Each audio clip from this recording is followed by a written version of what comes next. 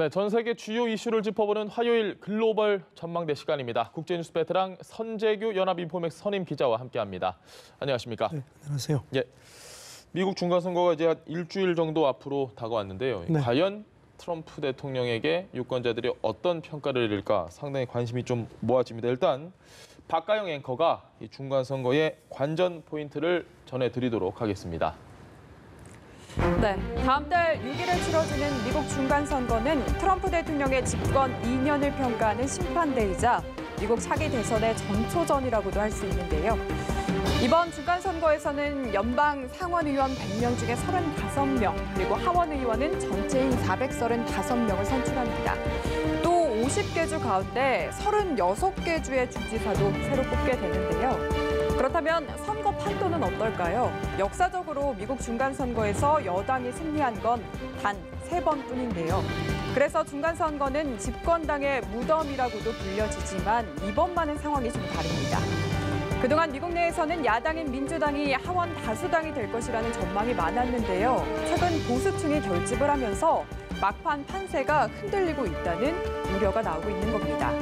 게다가 일부 접전 지역은 공화당 지지자들의 조기 투표 참여 열기가 높아서 민주당이 바짝 긴장하는 상황인데요. 상원에서도 공화당이 압승을 거둘 가능성이 점쳐지고 있습니다. 이번 선거의 또 하나의 특징은 여성 도전자들이 눈에 띄게 늘었다는 겁니다. 상원, 하원, 주지사 선거 모두 역대 가장 많은 여성 후보가 출마를 하면서 우먼 파워, 핑크 웨이브라는 말들이 유행하고 있습니다. 이런 가운데 트럼프 열성 지지자의 폭발물 소포 사건에 이어서 유대인을 겨냥한 총기 난사 사건 등 잇따른 돌발 변수들도 선거판을 뒤흔들고 있습니다. 신임이냐 심판이냐, 미국의 민심이 과연 어떤 선택을 할지 국제사회가 촉각을 곤두세우고 있습니다. 트럼프 대통령이 말 바꾸기를 해서 논란이 된 적도 많고 여러 스캔들에도 휩싸이고 사실 이래서 저는 당연히 이번 선거는 민주당이 좀 유리하지 않을까라고 처음에 예측을 했는데 판도가 계속 오락가락 참 어려운 것 같아요, 예측하기가.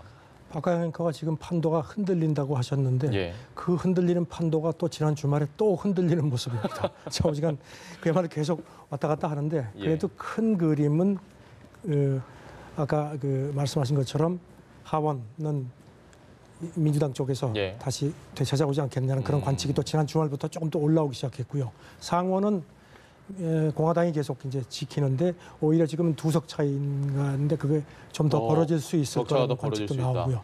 저전 계속 오락가락 하는데 사실 처음에는 하원에서 민주당이 한 46석 이상을 가져갈 거란 그런 관측도 올 초에 나왔었습니다. 그러다가 한 달 전쯤 이제 매직 넘버라는 게 이제 이 23석이요. 이제 그게 되면 이제 과반이 되는 겁니다.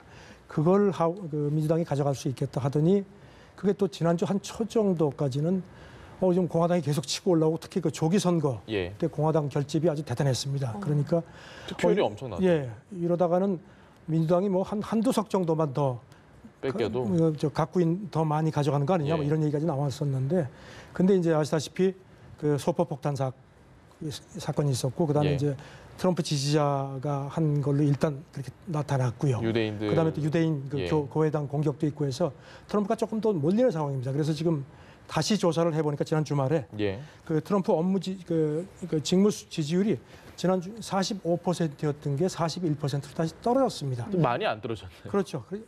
하지만 좌우전 이런 상황인데 지금 그래서 지난 주말 선거 분석 사이트가 있는데요. 분석을 해보니까 하원 민주당 다수당 확률이 84.5%, 그다음에 공화당은 15.5%니까 서로 오르락내리락이 좀 더 벌어졌습니다. 반면에 그 상원은 공화당이 오히려 83%더 올라가고 하원 민주당은 좀 줄었습니다. 그러니까 역시 큰 구도는 하원 민주당, 상원 공화당 쪽인데 이제 가장 핵심은 하원이죠. 아시다시피 탄핵 발의권이 있고요.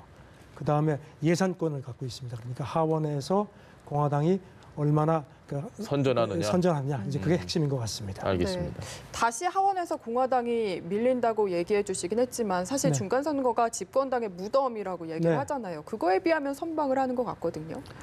그러니까 참 분석도 여러 가지가 나오는데요. 일단 트럼프 때문입니다.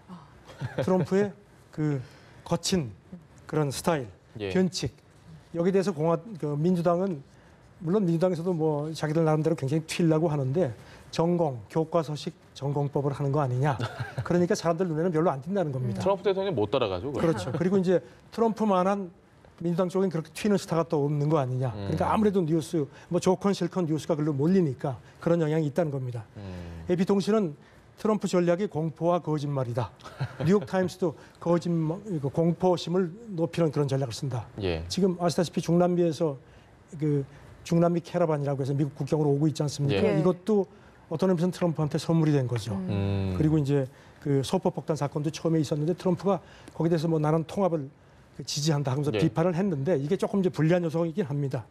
그다음에 이제 블룸버그 통신 같은 경우는 이민 정책, 트럼프가 그 제로 톨러런스 그러니까 무관용 정책 반이민 정책으로. 이 부분이 물론 민주당에서 굉장히 반발을 하지만 공화당을 더 똘똘 뭉치게 했고 그다음에 그 캐버너 대법관 그 임명한 것도 처음에는 민주당의 호재라고 사람들이 다 생각을 했는데 예. 오히려 이게 공화당 쪽에서 야 역시 트럼프가 뭔가 밀어붙이는구나 하는 그래서 결집하는 효과가 내서 지금 민주당이 이거 봐라 이게 우리한테 호재야 이렇게 약간 헷갈린다는 겁니다. 이런 부분도 있고 그래서 이제 지금 민주당으로서는 그 오바마 때 뒷받침했던 그 아프리칸 아메리칸 이제 흑인표죠. 그거하고 여성표 이제 기대는 모양인데 민주당 쪽으로 그게 기대하는 만큼 갈까 하는 그런 여러 가지도 있는데 또 관측도 나옵니다. 그리고 지금 오늘 나온 그 브라질 극우 인사의 그 대통령 당선도 이것도 지금 트럼프한테 그게 호재인지 약재인지에 대한 여러 가지 엇갈리는 견해들이 있는데 그것도 조금 좀 두고 봐야 되지 않겠느냐. 성 기자 생각은 어떠십니까? 호재일까요, 악재일까요? 잘 판단이 안 섭니다, 솔직히 얘기는. 브라질의 트럼프면 네, 뭐 열대 트럼프하고 해서 트럼프는 굉장히 반기는 모습인데 오히려 민주당 지지층에서 야 이거 진짜 큰일 났구나 해가지고 오히려 결집할 수도 있지 않겠느냐는 그런 분석도 나옵니다. 정치 선거는 정말 어려운 것 같습니다. 네. 백악관이 사회주의 병폐라는 보고서를 냈다고 하는데 뭐 말만 딱 들어봐도 사회주의에 대해서 굉장히 부정적인 걸 많이 내보내는 것 같습니다. 지금. 네. 얼마 전에 갤럽에서 미국 젊은이들 대상으로 조사를 했더니 사회주의하고 그 자본주의하고 어느 게 더 낫다고 생각하느냐 하니까 상당수가 절반 이상이 사회주의가 뭐가 이렇게 나쁘냐 이런 반응을 보여서 그때 미국 그 보수층들이 상당히 충격을 받았습니다. 그랬는데 그래서 그런지 백악관 그 경제자문위원회가 지난주에 보고서를 냈습니다. 그러면서 보고서 제목은 사회주의 기회 비용. 그런데 그 내용은 베네수엘라 경제가 무너진 걸 아주 집중적으로 파고들었습니다. 그러면서 짐작하시겠지만 민주당이 중간선거에서 이기면은 미국이 베네수엘라처럼 되지 말란 법이 없다. 경고를 했습니다. 우리 언론에서 많이 나왔었어요. 그렇죠. 베네수엘라 이제 병폐에 대해서. 겁주기. 그다음에 이제 특히 그 트럼프 대통령이 싫어하는 그 오바마 케어. 이게 전형적인 사회주의적인 정책이다. 이렇게 비판을 했는데 글쎄 여기에 대해서 그렇게 이게 뭐 크게 왜냐하면 이미 그 트럼프 지지층들은 이런 보고서가 안 나와도 결집이 되어 있는 상태이기 때문에 과연 이게 오히려 그 민주당 쪽에 오히려 반발을 불러일으키는 게 아니냐 이런 그런 그 분석도 있습니다. 네, 어쨌든 트럼프의 변칙이 지금 어느 정도는 통하고 있다라는 생각이 드는데 그렇죠. 조금은 이르긴 하지만 차기 대선 이야기도 나오고 있거든요. 트럼프 대통령의 재선 가능성이 점점 높아지고 있는 것 같아요. 처음에는 다들 저 사람 되겠느냐 했던 생각을 했었죠. 그런데 지금 이게 좀 상황이 그렇지가 않습니다. 트럼프가 그렇게 끔찍이도 싫어하는 CNN이 한 보름 전에 미국인 여론조사를 했는데 트럼프가 다음번에 재선 안 된다 하는 그 확률이 47%. 그러니까 대선 될 거라는 것보다 높았습니다. 그런데 문제는 3월에 CNN이 조사를 했을 때는 재선 안 된다가 54%였습니다. 점차 좋아지고 있네요. 그러니까 이제 그렇죠. 재선 이제 대한 어떤 그 가능성이 좀 더 높아진 셈이죠. 그리고 이제 민주당 같은 경우는 지금 2020년 대선 가장 유력한 1위 후보로 조 바이든 전 부통령이 올렸는데 아시다시피 건강 문제로다가 했고 지난번 대선 때도 그것 때문에 안 나왔지 않습니까? 그리고 본인도 지금 뭐 나 말고도 사람들 많다고 일단 발은 뺐습니다. 그래서 지금 민주당이 누가 나오지? 힐러리는 뭐 잠깐 가능성이 나오는데 보좌관들이 절대 아니라고 얘기를 했고요. 복권 당첨이 더 가능성이 높다고 했습니다. 이런 가운데 블룸버그 전 뉴욕시장이 갑자기 17년 만에 민주당으로 다시 돌아갔습니다. 원래 민주당 의원이었는데 뉴욕 시장 출마할 때 공화당으로 당적을 바꿔서 당선됐다가 탈당했습니다. 그래가지고 무소속이었는데 민주당으로 다시 돌아왔는데 글쎄 미국에서도 당적을 바꾼 사람이 과연 될까 하는데 일단 뭐 본인은 아시다시피 돈도 많고요. 그러니까 트럼프 대통령이 필적할 수 있는 그렇죠. 본인은 뭐 상당히 자신감을 갖고 있는 걸로 그렇게 주변에서 얘기를 한다고 합니다.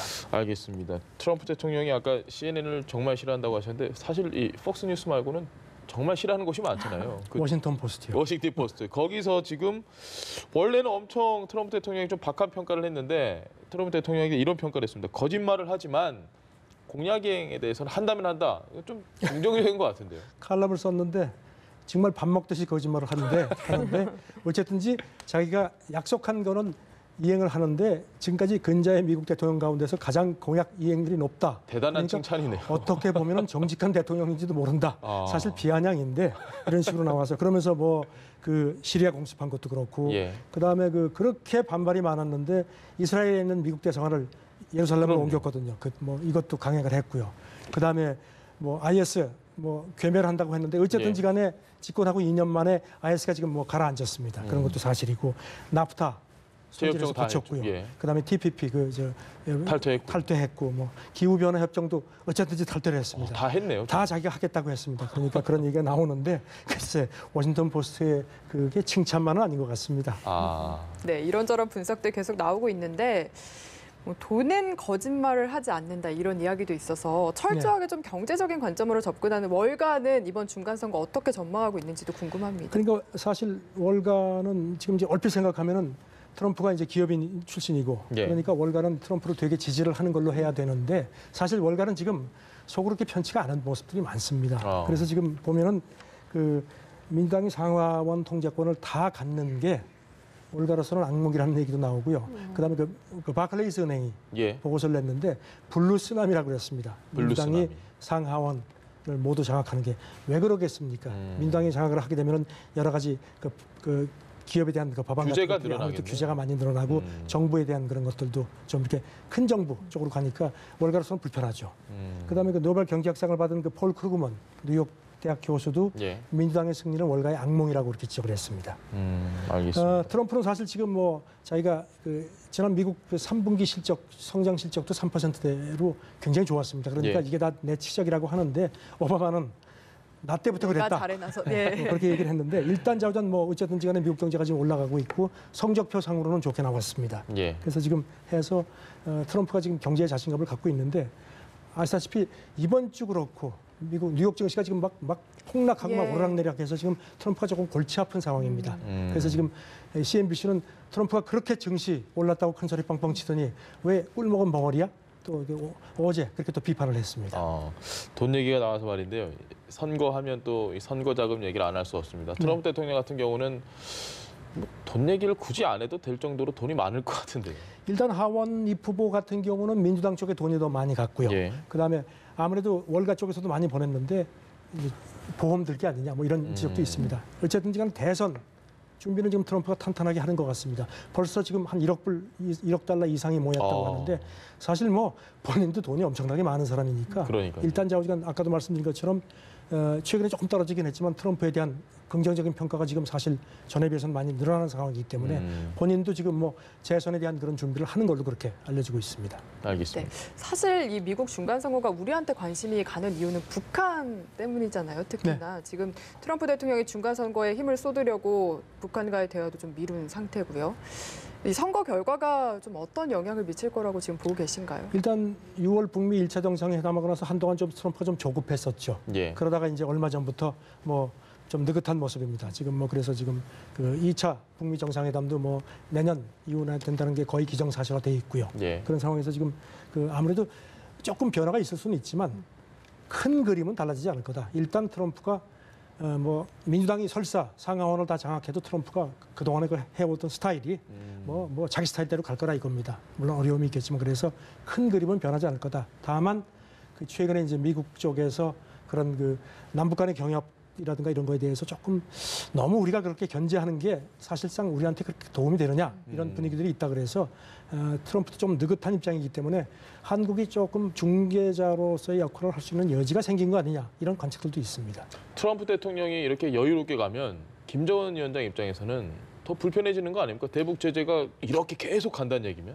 그런데 지금 이제 비건 그 북한 특별대표도 와 있고요. 그래서 지금 한 요 며칠 사이에 물론 이게 뭐 아직까지 공개적으로 확인된 건 아니지만 미국 쪽에서도 제재 유예라든가 조금은. 남북 경협 문제 같은 거에 대한 약간의 어떤 유예 같은 것도 예외 좀 조치로. 현실적으로 필요한 거 아니냐는 그런 얘기도 조금씩 나오는 모양입니다. 일단 김정은 위원장 입장에서도 지금 러시아 방문도 앞두고 있고 예. 어떤 의미에서는 자기도 이제 그 중국하고 러시아 쪽에 이제 입지 다지는 어떤 하니까 서로 이제 큰 본 게임을 앞두고 이제 이런 그 약간 그 지역 예선 리그 같은 거라고 표현하면 그럴까요? 그런 거기 때문에 오히려 김정은 위원장도 지금 시간 벌기로 그렇게 나쁜 건 아니지 않느냐는 관측들도 나옵니다. 알겠습니다. 미 중간선거 마지막 질문 드리겠습니다.